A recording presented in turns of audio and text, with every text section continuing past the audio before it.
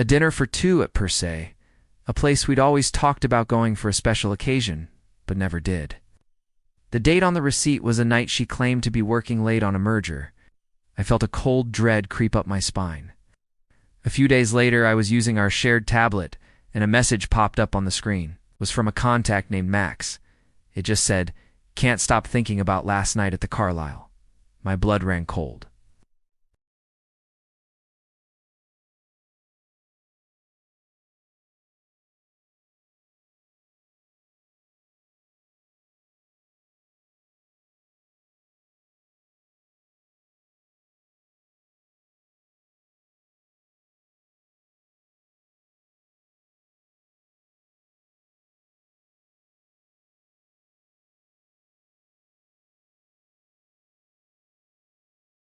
"I know, baby," she cooed.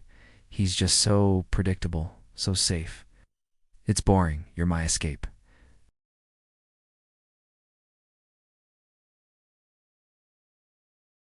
I backed away from the door, my hand over my mouth to stifle a gasp.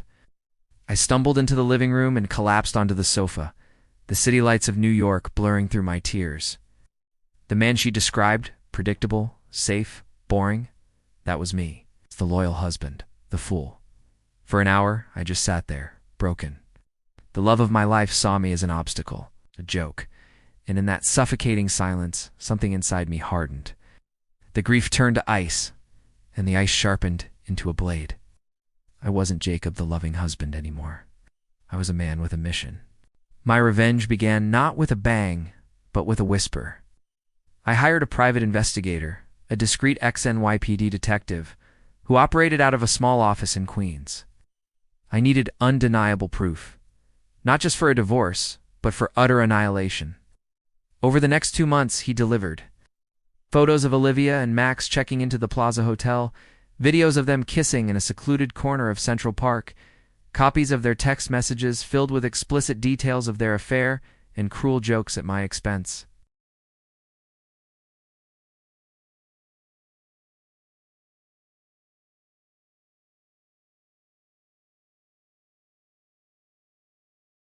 I spent my nights alone, poring over the evidence, my heart a cold, heavy stone in my chest.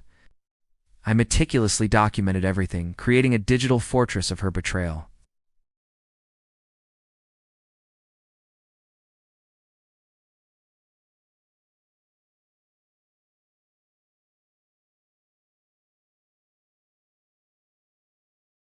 I started by quietly moving my personal funds into a new separate account. Then, I contacted my lawyer, a shark I'd known for years, and we drafted divorce papers that were nothing short of brutal. We timed everything perfectly. My masterstroke involved her professional life. Olivia was on the verge of being named the head of her firm's litigation department, a position she had coveted for years. Knew the firm's senior partners were deeply conservative, valuing integrity and image above all else. I compiled a neat, professional-looking portfolio. It contained a few key photos, nothing too graphic, but undeniably intimate, along with hotel receipts paid for with our joint funds, and a few choice text messages where Olivia and Max discussed leveraging firm resources for their trysts.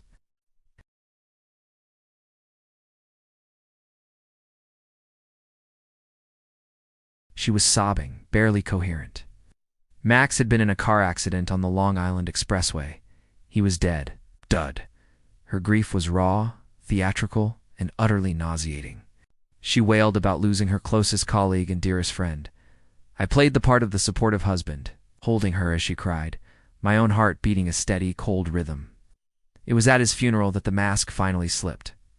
As the eulogies were read, she sobbed openly, her grief far outweighing that of his actual family. And that night, she called out his name in her sleep. The following Monday was the day I chose to detonate her world. While Olivia was at the office, attempting to piece together her professional life after losing her colleague, I initiated the plan. My lawyer filed the divorce papers with the New York County Supreme Court. Simultaneously, a courier delivered my carefully prepared portfolio to the managing partner of her law firm. The final piece was social. I created a private password-protected webpage. The login details were sent in a single, simple email to a list of recipients, our entire circle of friends, her family, in my family. The subject line was the truth about Olivia and Max. The page contained everything: the photos, the texts, the hotel bills.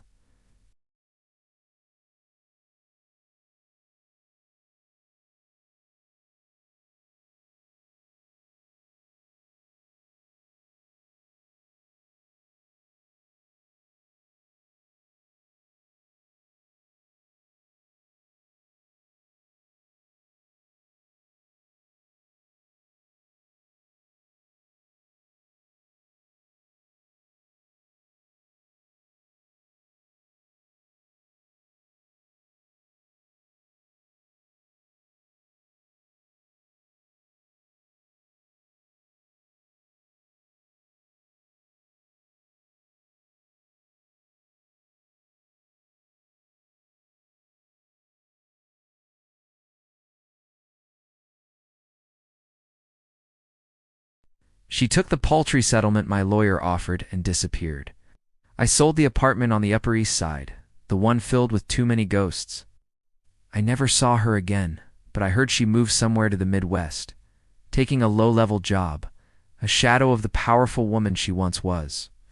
Sometimes late at night I think about that moment, standing in the doorway of our bedroom, hearing her whisper his name. It was the moment my world ended and a new one began. A world where love was a liability and trust was a memory. The silence in my new apartment is deafening, but it's an honest silence. All that's left of our life together is a single, unopened box in the back of my closet, filled with ghosts I'm not yet ready to face. At the end.